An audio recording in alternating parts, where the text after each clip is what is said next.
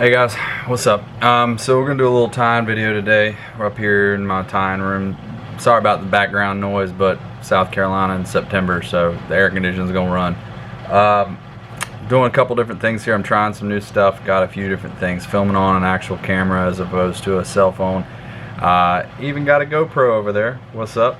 That'll have a little wide angle shot. So I'm gonna start. I got a couple orders going right now. The main ones are for some friends, just some small batch stuff. I do that sometimes, just custom orders, or if you're just wanting some flies, you can always reach out to me. You know, I really only tie my patterns just for ease of things. There are some specialty stuff I can do, but you know, if you really want something special, I can maybe work with you. But mostly I tie most of my stuff. But if you just want like a half dozen or so, or a dozen, give me a call. We can price it out. But I also tie in bulk for the shops. So I really don't have any of my flies in the bins at the local shops right now, so with the kid and everything, it's been really busy. It's been hard for me to stay on top of my game, but I'm gonna try to rectify that here soon. So I'm gonna start out by tying one single pattern, and then which will just be from start to finish, just, you know, one fly, and then I'm gonna kick into production mode, which I tie a little differently there. Typically I do them in stages. In this case, for the sliders, first stage is eyes and tail, color that tail up, and then the second stage I fill back in with the body, hackles, and of course the head and trimming and all that. So yeah, I'm gonna film all of that, and we'll see how we splice it together, see how it goes, and we'll go from there. But hope you guys enjoy this, and you know, feel free in the comments or whatever if you got any questions about how I do things. I'm gonna at least when I'm doing this first fly, I'll probably have a talk it through. The second, you know, once I get into that kind of production mode, it's most likely I'm going to try to speed that up. Probably just do, you know, kind of a fast track through there. Maybe put a little sound behind it. But this first one, I'll do some instruction as I go. So sorry if it's too boring, but we'll see how it goes. All right, here we go. All right, so we're starting off with the Gamakatsu SC15. This is my go-to hook. I tie pretty much everything on it. For redfish, that is. I don't really change that size unless I'm doing something really specific. But the SC15 covers the basis for the most part for anything I need. The second thing we're going to do here is some craft fur. Get the right one out. Yeah, I prefer extra select. I don't think we had any today. I was at the shop, but we can do just the regular craft fur as well. It's just not as long on average. This particular fly is not the end of the world. I don't need a super long tail, but I do like the extra select when I can find it. It is a much better product in my opinion for this kind of stuff, but we make do with what we got, and that's what we use. So just trimming off a clump. You can see there's what we're looking for is the end result here. You know, you just like deer hair, you want to like trim some. So like, I got all these like long, just kind of single fibers. We'll pull those out first, so that the bulk of my fibers are all, you know, kind of the same length there. Then you look at the front here, you've got all this crap. You can pull that out. Now, depending on what I'm doing, sometimes I'll save this fuzz. It makes pretty good dubbing. You can dub heads and things, bait fish, stuff like that. Now, that's a little on the thin side, so I'm going to set it down for just a second. I'm going to collect a little bit more. Once again, this is kind of why I like the extra select. You have to do a lot more like kind of gleaning of this regular stuff to get a nice, thick, full-bodied tail. So you end up using a little more material, same thing. So I just got like a thinner clump this time. We'll pull some of those extra long hairs that are just kind of out there on their own, get rid of the fuzz, a little gleaning there, and then we'll just lay that in with our other clump.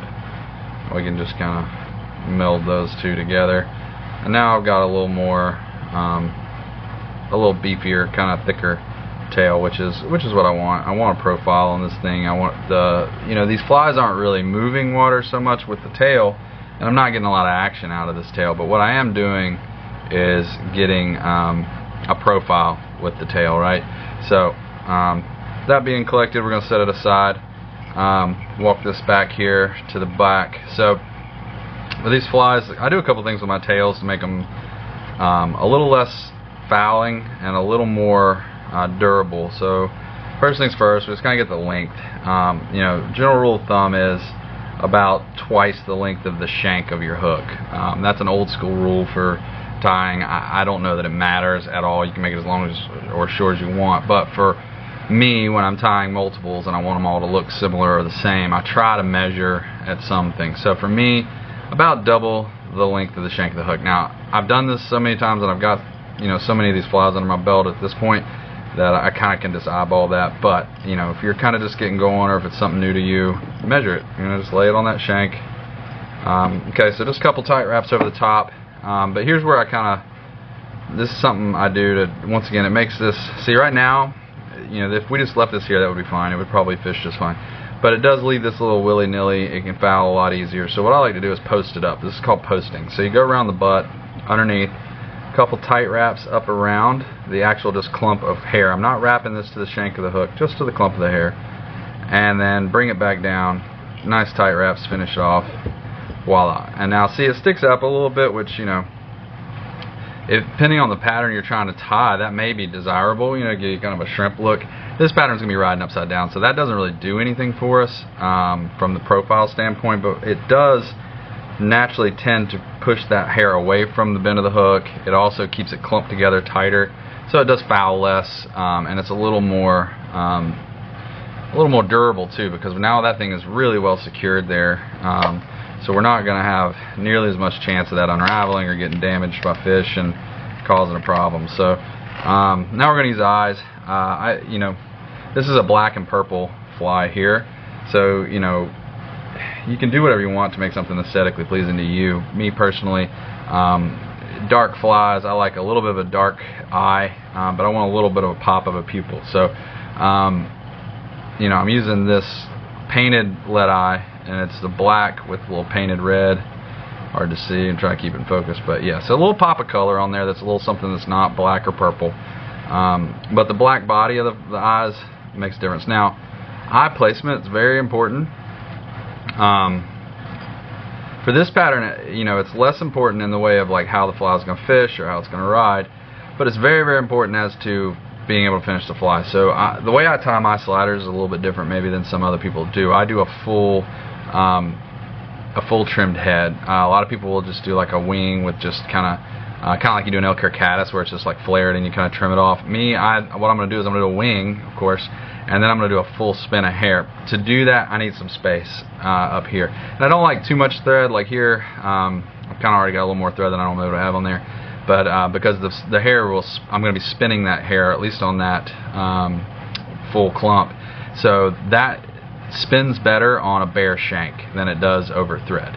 So we're going to leave a good space. I would say probably a quarter of the hook shank back is where I want. Now when I'm tying like the mud minnow, you know, or some other patterns that don't have weed guards and don't have big bushy heads like this one, you know, I can cheat that forward.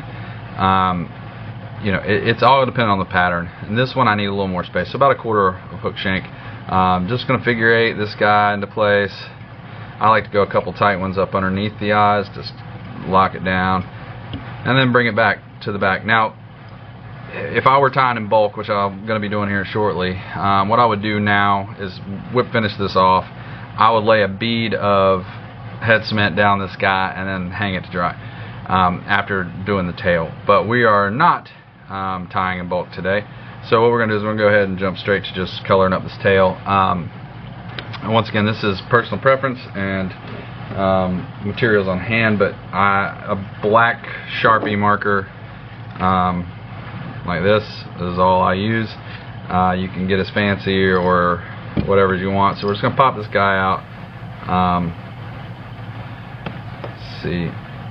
You know, basically I'm just going to use this to draw some lines. I like to do on both sides, so I'm just going to do a couple little stripes, space them out however you want. You know, you're looking to create shadowing with this, so you know, to do that, let's see if I can get the light right for you here. This black on purple is not the easiest thing to see. For relief and shadowing, you need space. You need blank space. I mean, Paul can tell you more about that with like art stuff, but like it's the same with flies.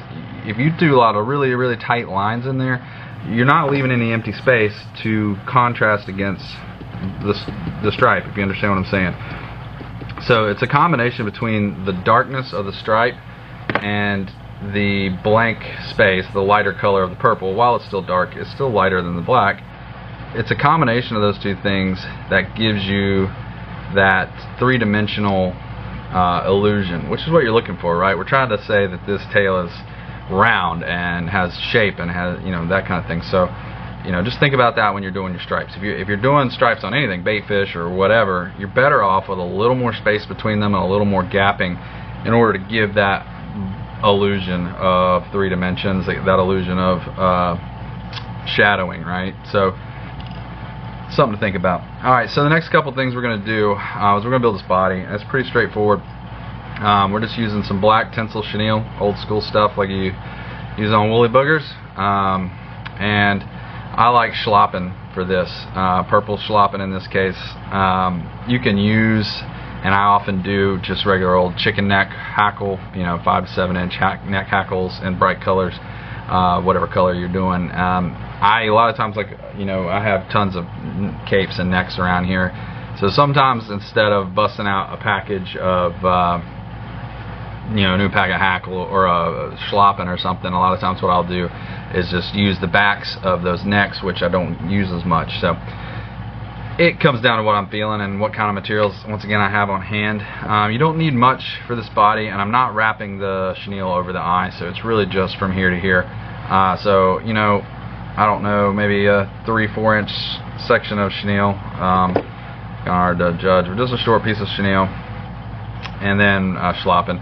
And, you know, just pick one that's got some, you know, you can vary the size of the hackle you want. You know, super big and webby is not necessary, but, you know, you don't want it too small either. So just whatever you're feeling at the moment. And then take that feather, you know, you can see where the marabou kind of starts. Just peel that back, trim that off.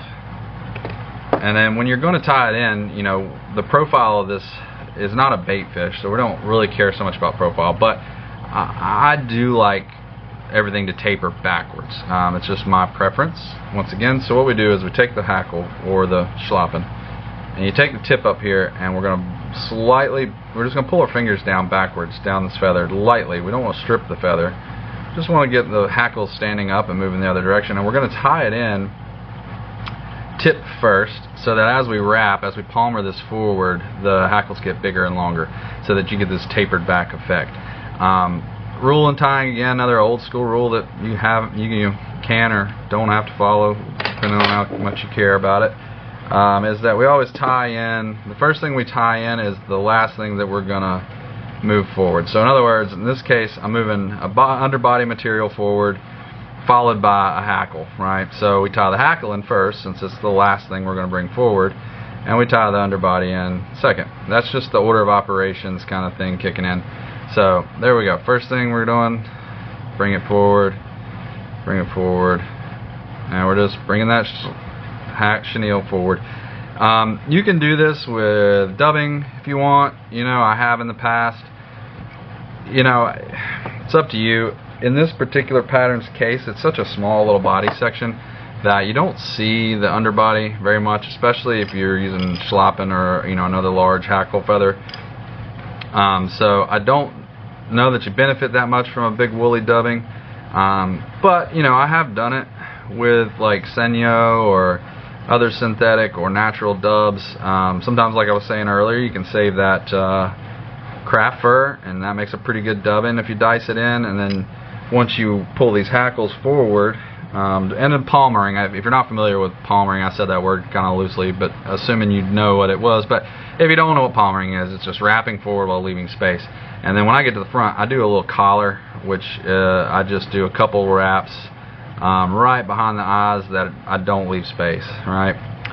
That just gives me a little kind of a collar up there. But that's the gist of it. But anyway, the dubbing doesn't show through as much, but you can go back with a bodkin or something sharp and pick that dubbing out a little bit and have it flare out between the hackles. You know, it creates a little different body composition, but, you know, me personally, do I think it's worth the extra effort of the dubbing? You know, it's up to you. if I weren't tying a million of them, I probably would have a different opinion, you know. But generally speaking, when I sit down to tie, I'm tying more than one. And you know, when you start adding in extra steps like spinning up dubbing, you know, your time consumption gets thrown off pretty hard there.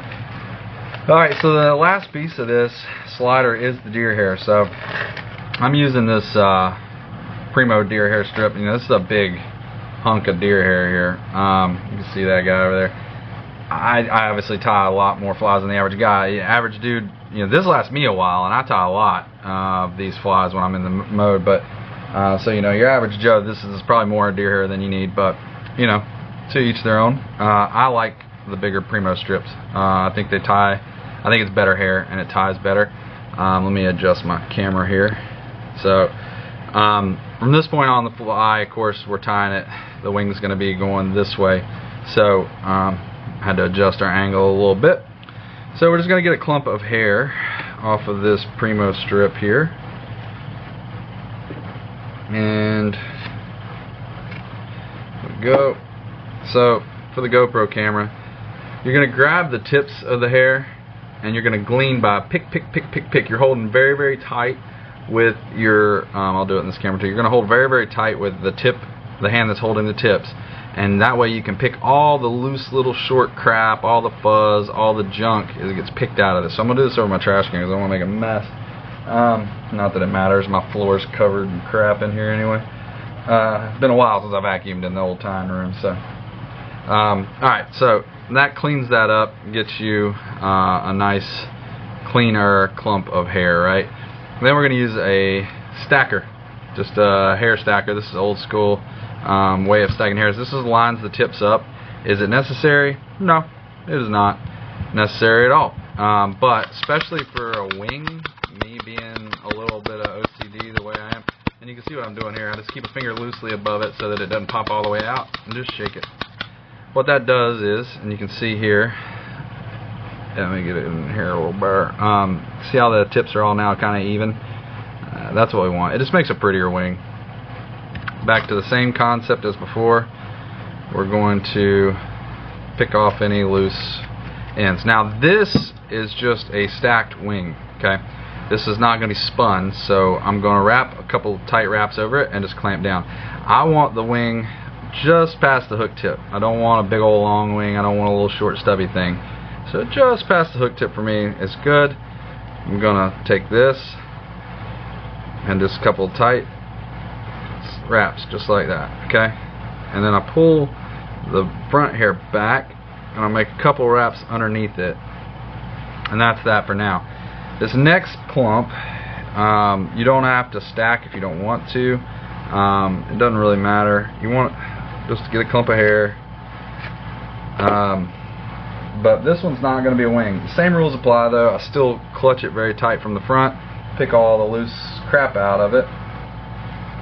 And now to spin is a little different. So to spin deer hair, you lay the clump in. I'm going to pull this stuff back out of the way. I'm going to lay the clump in at about a 45. See that? Then I'll make a loose wrap, another loose wrap, and then as I pull tight, I'm going to roll my hand over. So it's kind of a combination move. You're pulling tight while wrapping, right? A couple loose ones. Pull that back up. Now, they make hair packing tools for this. They look like clamps, and they've got a little gap for the eye. You can use a ballpoint pen, you know, you take them apart. I've got one here that's for bigger hooks and stuff. Sometimes I use it and you take it apart and you can kind of push it back. I like this more for like cleaning up the head, but you know, there's all kinds of tricks and tips. I have done this a lot over the years and I've gotten very good and comfortable at just using my fingers. So I just push it back using my thumb, nail, and finger, and then kind of walk your thread forward. You're going to trap some hairs in front of it. That's to be expected. Now, that hand method works fine for this because this is just a slider head. It's going to be a little tight packed, but I'm not trying to build a frog body or, you know, something, a popper or something that needs to be really nice and tight, right? So I have a little more leeway for this to be a little looser, so I don't need necessarily a hair packing tool. Sorry, trying to get my thing on there. Alright, so we're going to whip finish this. Couple tight laps around. Alright, now it works. So, Now I can just, some of these hairs, like you see, like these ones putting out, just pluck them. No big deal. Alright, now, the right way to do this for most people, and the way that you should do it really, is a razor blade. You know, the old school flat edge razor blade. You can bend that thing and shape it, you know, to the curve that you want, and then shave that thing back. That's a really nice clean way to do it. I've never done it that way that much. It's not my thing. So I just use scissors. You know, it is what it is. I'm comfortable with it. Me personally, if I were you, I would probably do it the right way. So I'll start by just, let me pick this guy back up. Sorry, I am not a cameraman. We are all aware of that, I'm sure, by this point. Alright. There we are. Let's see if my hands come back in focus here. Okay. So the back of this guy, though, this is a slider, so now we're looking at the top of the fly. The part that's going to be on the bottom. So I'm shaving this kind of flat. So this is pretty easy. You just come back along here, and I start wide and come back in. You know, like you know, you can always take a little more off. You can't put it back once you trim it. So start there, and then just start working my way to the front. Well, once again, I'm going with a wide cut right now. None of this is in final shape. I'm just kind of getting the general shape and getting rid of some of the excess. I may have to widen my angle out here for you guys. See if I can get a shot that'll get more of the, I don't know how well this will work. We're gonna find out. Yeah, so yeah, and I'm just keeping the angle on my scissors roughly the angle I want for the head to be. So, you know, kind of that 45 degree angle. I don't know, it's probably not quite 45 degrees, but I've never measured it. It's not that important. I want this thing to have a little, you know, angle to it, kind of a shovel head. This is, you know, the idea here is that this head is going to push some water. This fly is very, very effective for me in dirtier water where the fish are having a harder time to see. But then again, you know, it works pretty well in clean water too, because it does have a nice profile. It does look shrimpy, crabby, bait fishy, you know, whatever. It's a little bit of everything. So those fish will, you know, key up on it from a distance in clean water and come and get it. But in dirtier water, it pushes a little more because of that wing, the buoyancy of this deer hair head. It's not going to float by any stretch. So I don't think it's going to really do much for you in that regard, or sink, you know, that much slower. But that buoyancy does push more water. Those fish can feel it. It's got a larger presence in the water. So if you're putting it in some fish in dirtier water, they're going to be able to kind of get a feel for that. So, alright, let's take a look at this guy. See what you can film. Alright, and that's her. I mean, you can see it's not perfect. It's not, you know, overly beautiful by any stretch of the imagination, but that's her. That's my version of a redfish slider. You know, it's caught a lot of fish for me. I'm pretty happy with it, and it does a good job. You know, is it exactly how everybody ties a slider? Nope. Do I do it exactly the way I probably should, tool-wise and equipment-wise? Also no. But it catches fish, which, you know, last time I checked, it's kind of the whole point of doing this. So, last things we do really for me is the head cement. So I like to just stand these flies up in the vise like that, and then we'll drop a head cement. You know, I've got the hard as hull stuff here, very good stuff, works good, but I also use old Sally Hansen just as often. So, you know, you do you. I don't judge. Sally Hansen's hard as nails, works really well. And what I do is put a big glob kind of on there. You want it thinned out. If it's old stuff that's thick, this doesn't work great. But a fairly new bottle or some, you know, you can run some thinner through it. And then just let that, you know, triculate down through into the deer hair to get to your threads. That does a couple things, but it, you know, one, it screws the thread, of course. I don't wait on mine to dry to clear the eye. Just go ahead, especially in this case, because I just put a big old wad on there. I know it's gonna cake over, so just go ahead, run that through there, get it clean, and then that's gonna dry. Well, and it'll harden up that deer hair a little bit, just makes them more durable. You know, we spend all this time tying flies, and redfish are pretty hard on flies with their crushers and whatnot. And then, you know, just getting the fly out of their face with the pliers a lot of times does a lot of damage. Man, this camera's slow to autofocus. Any day now. There it is. We got it somewhere in there. Alright, so there's one. We'll just put it right here on the old drying rack and call it a day. You know, there's a lot of ways to do everything. What I'm doing now may not be all that great for you for whatever reason. Your setup may not be the same as mine, or whatever. So I'm just showing you what I do. But once again, if you got any questions or comments, you can hit me up with it. I've been doing this a long time, so I'm not likely to change what I'm doing. But you know, if you got a question about why I do things the way I do, I'm happy to answer that for you. So yeah, so that's that. I'm gonna get into kind of the groove now and start tying some bulks. I need to tie about a dozen of those sliders to finish up this small order before I kick over and start doing some other stuff. So I'm gonna set this all back up again, and then I'm just gonna start tying, and we're gonna see how that goes. So hang in there. All right.